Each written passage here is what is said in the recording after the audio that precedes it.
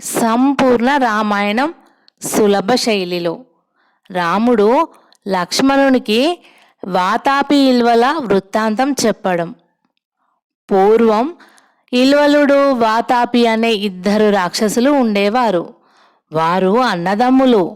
తమ క్రూర కర్మలతో మునులను హింసించి భ్రష్టులను చేయడం, పుణ్యకర్మల నుంచి వారిని దూరం చేయడం ఆ రాక్షసులకు గొప్ప వేడుకగా ఉండేది. ఆ రాక్షసులు ఇద్దరూ ఒక విచిత్ర పద్ధతిని అవలంబించి మునుల తపశక్తులను హరింపజేస్తూ వారిని హింసించి భక్షిస్తూ ఉండేవారు. అదేమిటంటే, ఇల్వలుడు బ్రాహ్మణ వేషం ధరించి సంస్కృత భాషలో మాట్లాడేవాడు. అతడు ఆ ప్రాంతంలోని బ్రాహ్మణుల గృహాలకు, మునుల ఇండ్లకు వెళ్ళి వారితో, అయ్యలారా, ఈ దినం మా ఇంట్లో శ్రాద్ధం జరుగుతోంది, తమరు భోక్తలుగా దయచేయాలి అని ప్రార్థించేవాడు. ఆ రాక్షసుని ఉచ్చారణలోనూ ప్రార్థించే ధోరణిలోనూ ఏమాత్రం రాక్షసత్వం వ్యక్తమయ్యేది కాదు. మునులు నిజమేననుకొని అతని వెంట వెళ్తుండేవారు. ఇల్వలుడు అంతకుముందే ఒక కుటీరాన్ని నిర్మించుకొని ఉన్నాడు. అతడు మునులను ఆ విధంగా తోడుకొని వచ్చి మర్యాదలు చేసి దర్భాసనాల మీద కూర్చోబెట్టి అరటి ఆకులలో సన్నని వరి అన్నము, చక్కని కూరలు వడ్డించేవాడు. ఆ కూరలలో వాతాపి అంతకుముందే మేకరూపం ధరించి ఉండగా అతన్ని కోసి పచనం చేసిన ఒక కూర కూడా ఉండేది. ఆ కూరను మునులు మెచ్చుకుంటూ మరింతగా తినేవారు. అది వాతాపి శరీరం మేకలా మార్పు చెందగా ఆ మేక శరీరాన్ని ఖండించి సిద్ధం చేసిన మాంసం అని ఆ మునులకు తెలియదు. అలా మాంసభక్షణ చేయడంతోటే ఆ మునుల తపశక్తి క్షీణించిపోయేది. భోజనాలు కాగానే ఇల్వలుడు ఆ మునులను చూసి విరగబడి నవ్వుతూ, వాతాపి, ఇక బయటికి రా అనేవాడు. వెంటనే ఆ మునుల ఉదరాల నుండి మాంసఖండికలు మేకల రూపం ధరించి వారి కడుపులు ఛేదించుకొని బయటికి వస్తుండేవి. అలా బయటికి వచ్చిన మేకలన్నీ యథాపూర్వకంగా వాతాపి రూపాన్ని ధరిస్తూ ఉండేవి. పొట్టలు పలిగి చనిపోయిన మునుల శరీరాలను ఇల్వలుడు, వాతాపి తృప్తిగా తనివి తీర భుజిస్తూ ఉండేవారు. ఈ విధంగా ఎంతో కాలం గడిచిపోయింది.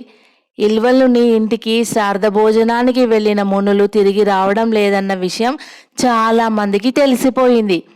కానీ ఆ కారణమేమిటో ఎవ్వరికీ అర్థం కాలేదు. అయితే ఇల్వలుడు ఆ మునులను ఏమో చేస్తున్నాడని మాత్రం అందరూ అనుకున్నారు. అప్పటి నుండి ఇల్వలుడు ఎంత ప్రార్థించినా అతని ఇంట శ్రాద్ధ భోజనం చేయడానికి ఎవ్వరూ వెళ్ళేవారు కాదు. ఈ విధంగా కొంతకాలం గడిచిపోయింది.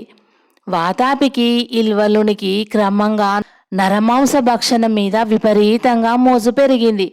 ఆ దుర్మార్గులు తమ పథకం పారనందుకు విచారిస్తూ ఇక బలవంతంగా ముని వాటికల మీద విరుచుకుపడి మునులను చంపి తినాలని తీర్మానించుకున్నారు. అగస్త్య మునీంద్రుడు తన దివ్యశక్తితో ఆ రాక్షసుల కపట ప్రవృత్తిని గ్రహించాడు. ఒకనాడు అగస్త్యుడు తానే స్వయంగా ఇల్వలుని ఇంటికి వెళ్ళి భోజనం పెట్టమని అడిగాడు. చాలా కాలం తర్వాత నరమాంసం లభించబోతున్నందుకు ఎంతో ఆనందిస్తూ ఇల్వలుడు అగస్త్యునికి పట వినయ విధేయతలతో నమస్కరించి, ఆహా, ఈనాడు అతిథి అభ్యాగతులతో నా ఇల్లు పవిత్రమైపోయింది. అతిథి కంటే అభ్యాగతి ఎక్కువగా ఆదరింపదగినవాడు. అతిథి అంటే ఆహ్వానించగా వచ్చినవాడు. అభ్యాగతి అంటే ఆహ్వానించకుండానే తనంతట తానుగా వచ్చినవాడు. అభ్యాగతి స్వయం విష్ణు అని ఉపనిషత్తులు ఘోషిస్తాయి. మీరు అభ్యాగతులై మా ఇంటికి భోజనానికి దయచేయడం నా అదృష్టం కాక మరేమిటి అని అగస్త్య మునీంద్రుణ్ణి ఎన్నో విధాలుగా ప్రశంసించాడు. అయ్యా, మీ మాటలు వినడానికి చాలా ఇంపుగా ఉన్నాయి, కానీ అవి నా కడుపును నింపి ఆకలిని తీర్చలేవు కదా. విపరీతమైన ఆకలితో ఉన్నాను, త్వరగా నాకు భోజనం పెట్టించండి అన్నాడు అగస్త్య మహర్షి. మీరు అలా ఆ తిన్న మీద విశ్రమించండి స్వామి, క్షణాల మీద వంట చేయిస్తాను అని ఇల్వలుడు అగస్త్యునికి దర్భాసనం వేసి కూర్చోబెట్టి గబగబా ఇంట్లోకి వెళ్ళిపోయాడు. అగస్త్య మహర్షి చిన్నగా నవ్వుకున్నాడు. ఇల్వలుడు వడ్డించిన అన్నంతో కూరలతో అగస్త్య మహర్షి సుష్టిగా భోజనం చేశాడు. ఆ కూరలలో మేకగా మారిన వాతాపి మాంసం కూడా ఉంది. భోజనం కాగానే అగస్త్యుడు అవపాశానం చేసి లేచాడు. ఇల్వలుడు పరమానందంతో పొంగిపోతూ, పూర్వంలాగే వాతాపి ఇక బయటికి రా అన్నాడు. ఇంకెక్కడి వాతాపిరా, వాతాపి జీర్ణమయ్యాడు. ఆ మాటలు నిజమే అయ్యాయి. వాతాపి అగస్త్యుని కడుపులో జీర్ణమై అస్తిత్వాన్ని కోల్పోయాడు. అగస్త్యుడు కుడి చేత్తో తన కడుపును రాసుకుంటూ నవ్వుతూ ఇల్వలుని వైపు చూశాడు. వెంటనే ఇల్వలుడు కోపంతో అగస్త్యుని చూస్తూ, ఆ మోసం, నువ్వెవడవో ఉద్దండపిండంలా ఉన్నావు. మా వాతాపినేం చేశావు? అతన్ని విడిచిపెట్టు, లేకపోతే నీ ప్రాణం తీస్తాను అని తన నిజస్వరూపాన్ని ధరించాడు. ఆ రాక్షసుని తీవ్ర దుష్టులతో చూస్తూ అగస్త్య మహర్షి, ఓరి దుష్టదానవా, ఈనాటితో నీ తమ్మునితో పాటు నీకు కూడా ఆయువు ముడి ఉండడం వల్లనే అగ్నిని చేరినట్టు నన్ను చేరావు.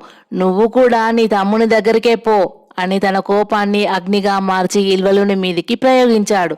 ఆ అగ్ని ఇల్వలుణ్ణి బూడిద చేసింది. ఆ విధంగా అగస్త్య మహర్షి వల్ల వాతాపి ఇల్వలుడు మరణించిన వార్త విని మునులందరూ ఎంతో ఆనందించారు. ఈ విషయమంతా రాముడు లక్ష్మణునికి అగస్త్యుని మహిమను వివరించి, లక్ష్మణ, అగస్త్య మునీంద్రుడు ఇంతటి మహిమాన్వితుడు కాబట్టి ఆయన దక్షిణ దేశానికి వచ్చి ఆశ్రమం నిర్మించుకొని ఈ దండకారణ్యంలో స్థిరపడిన తర్వాత ఈ దక్షిణ దిశకు అగస్త్య దిశ అని పేరు కూడా ఏర్పడింది అన్నాడు. లక్ష్మణుడు అగస్త్యుని మహిమలకు అబ్బురపాటు చెందుతూ మనసులోనే ఆ మహర్షికి నమస్సులు అర్పించాడు. అనంతరం మరికొంచెం సేపటికే వారందరూ అగస్త్యుని ఆశ్రమాన్ని సమీపించారు. ఆశ్రమం హోమధూమంతో నిండి ఉన్నట్లు కనిపించింది.